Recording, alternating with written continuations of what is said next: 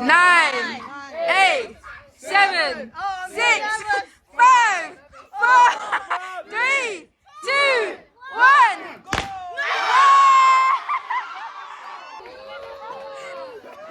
He doesn't even know you. It's your own fault. I'm not even happy, man.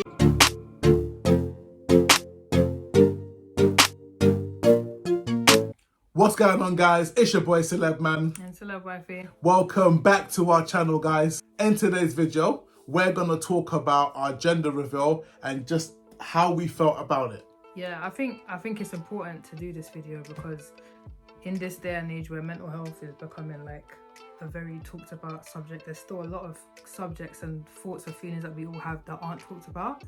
And so I'm gonna throw my brain out there. I hope that someone else can relate. Yeah, 100%. 3, 2, 1. Guys, you could see, bro, I was so vexed. I couldn't even contain it.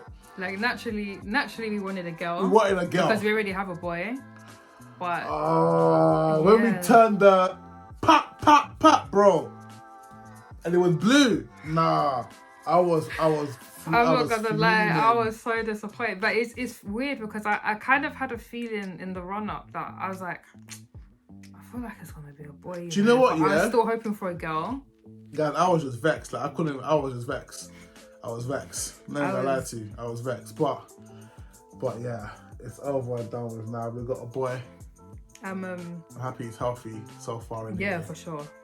That's the best part about it, to be fair. But for me, I'm not gonna lie to you, I was like, in the moment, I remember like seeing the blue and I was like, oh damn. But I was trying, I didn't want to look ungrateful or like petty or like what's the word, like childish, like, oh, why do you care? Nah, I've been joking. Like kind of thing. So I was like really trying to like smile for it. I think I did pretty well. I think looking at the video, I kind of handled it with grace. I was trying to. You didn't even care. Yeah, like I was just smiling through it, like, yeah, everyone's all celebrating, and then we just smile. But I'm not gonna lie to you. See, when that moment died down and everyone's like back to the barbecue, I was ready to go to bed. I was ready to shut it down and just go upstairs and just be in my own space because I literally felt so. My brain couldn't compute what was happening. Like I just felt like I'd been extracted from the earth and I was just in some weird like Twilight Zone, and I was just like, what is existence right now? I was literally like, she was brilliant. I remember like people saying like, yo, where's Hailey gone? Yeah, I'm not gonna lie, I did dip. I dipped for a little bit. She just dipped. I went off with one of my friends for a bit and then I went upstairs and like I tried to take a nap. As I was sitting there, I was just like, I'm having a boy. What is life? Is there a boy? Like rotted, like everything that I'd planned was not happening. And then I just started like, all these thoughts started coming in my head and I was just thinking like, in my experience, I feel like I've been very blessed because everything that I've wanted, I've got. So like even when we got married, I wanted my wedding a specific way and we got it that way. With my pregnancy, I had a lot of people telling me, oh, it's going to be this, it's going to be that.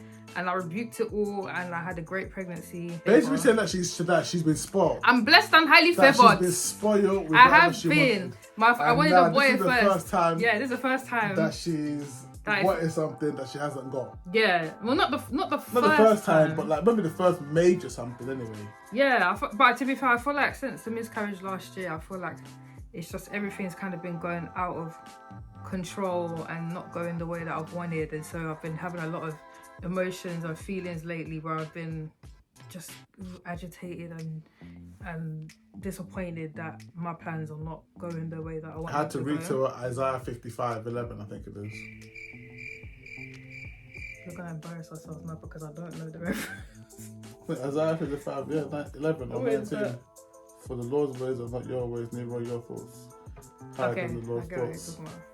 For even though the Lord's thoughts are higher than your thoughts, neither is his higher than yours. Something like that. But yeah, I think that's something to remember.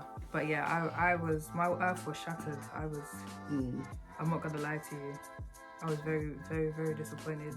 And I think the more disappointed like the more time went by, the more I started to feel guilty, because as a mum,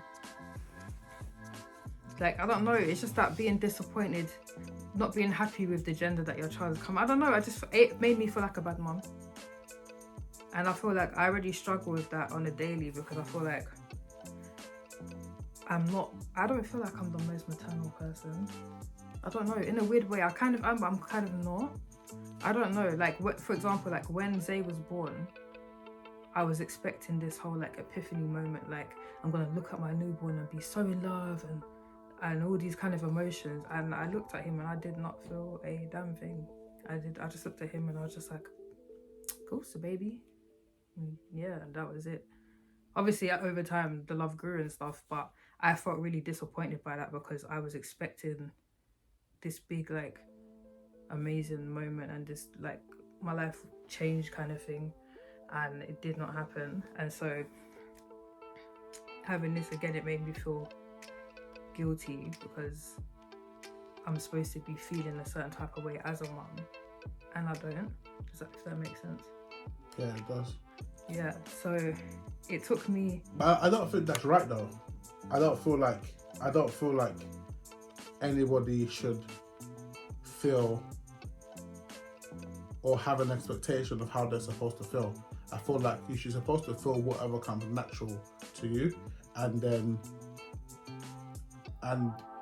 like let the reality of it manifest itself as naturally as it's gonna be, because you're only gonna beat yourself up and you're gonna create false impressions. Do you know what I'm saying? I hear what you're saying. If you don't, do you know what I'm saying? I don't like everybody's gonna feel... I hear what you're saying, but it's similar to like beauty standards. When you look at beauty standards, like girls think they need to be skinny or they need to have long hair or straight hair or this or that, because that's what's put out in the media. Everything that I've ever seen, whether it be in movies, whether it be from people that I know, their experience has been this amazing experience. But look at how things have changed though. Like, that was a very 90s, 80s type of ideology.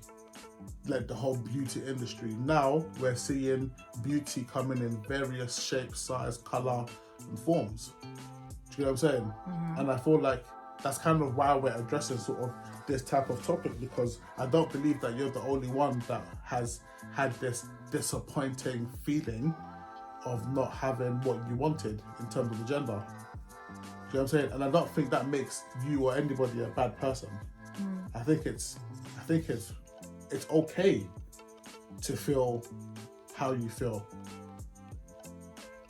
In my opinion, I think it's okay, but I feel like what you then need to do is be purposeful and intentional about how you're thinking, and about purposeful and intentional about what your thought process is. Do you know what I'm saying? Because then, like, I wanted a girl and I was destined on having a girl, and when I saw that I had a boy, I was like, again, bro, my knees buckled. I hit the floor, I started worshipping.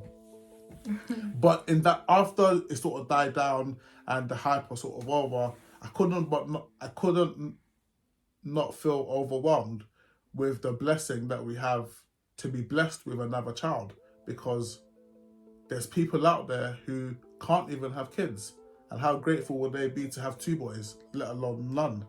There's people out there that have had kids and may not have been as perfect as they wanted them to be, you know, some with different, you know, medical conditions, or maybe even physical, do you know what I'm saying? You know, I'm not sure what the word is to use, deformities maybe, or... Disabilities. Yeah, there's disabilities, exactly. And it doesn't mean they love them any less, but that's just, you know, what they have. It's you know hard what I'm saying? It's hard seeing your kids suffer. Exactly, and I feel like for me, the first thing I was able to do was just put the priorities out. As far as we know, we had the 20-week scan, the baby was healthy. They said they had all these 10 toes, 10 hands, his heart was beating, had his 10 fingers, sorry.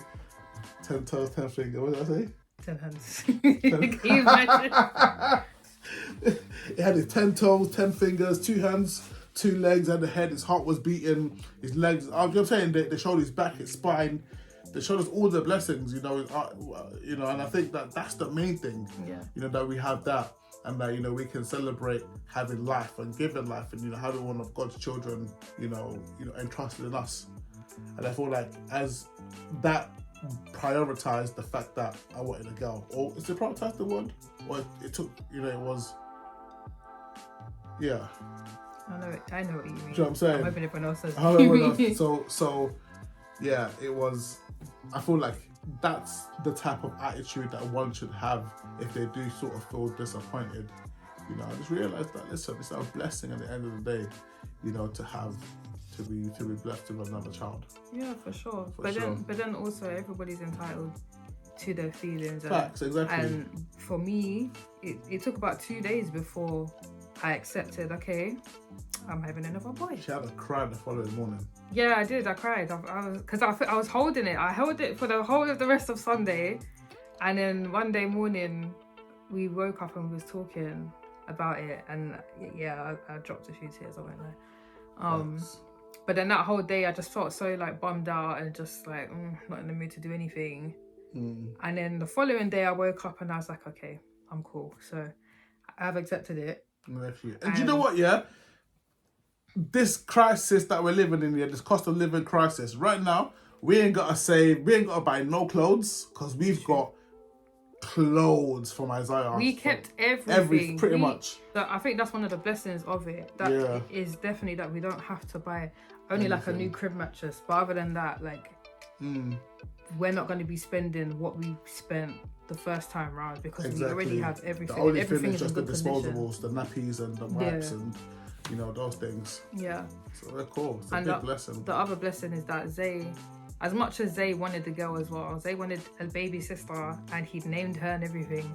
He, I don't think he really understands it now, but I think in time he's gonna have a really close bond with his new brother. And Isaiah is very, though he's quite relaxed and chill, he's very boisterous. It is like he loves to fight, loves to play fight. You know, he loves to jump on you and all that kind of stuff. This one will match. Yeah, this one, the way this one is moving, he will match. This one the same as well. I mean, I do know that girls do that as well. I know some of my nieces were known to swing from chairs and cupboards. So, but yeah, man, that's what I would say overall. Like, and I think you know, like, if anybody has had a similar experience, I would love to hear some of your comments down below. If you ever did, you know, felt disappointed or some type of way, you know, from your child, whoever you was born, or the gender, or whatever it is. I would love to hear it. So please comment down below, guys. I think what's important to remember, if this is something that you've been through or something that you're going through, I think you're totally entitled to feel the way you feel.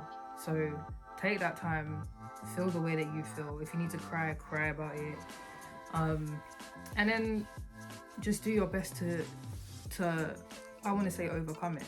So, for example, reach out to other mums and talk about, or other parents, and talk about it with them, like how if they went through the same thing. It's nice knowing that, well, not nice knowing, but it's comforting knowing that you're not the only person going through it, and there's other people that have been through it.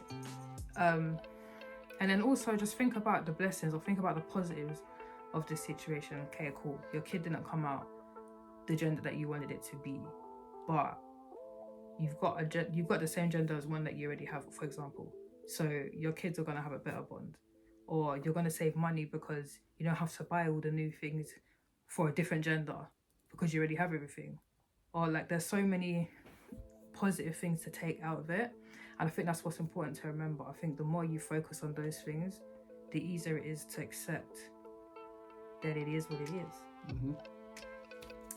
So yeah, that's definitely what I've been doing over the past few days. And so for me, I'm starting to look forward to it, and I'm just getting ready for this little boy. And I'm kind of excited for the kind of experiences that Zay will have with him as well. I think it's going to be fun.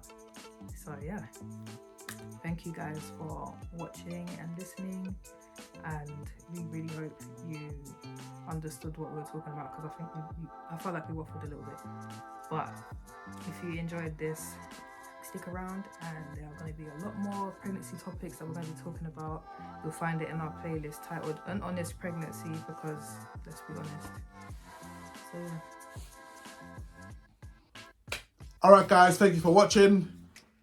Please remember to like this video if you haven't liked this video. Please subscribe and all that jazz. Peace.